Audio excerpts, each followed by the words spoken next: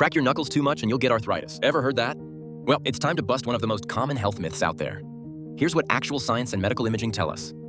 Multiple studies, including one published in the Journal of the American Board of Family Medicine, found no link between habitual knuckle cracking and arthritis. Knuckle cracking may cause temporary swelling or a weaker grip, but arthritis? Not part of the deal. So crack away. Just don't do it during meetings. Like myth-busting content? Hit like and follow for more health facts. Your joints are safe, just maybe not your friendships. Tag a friend who can't resist the crack.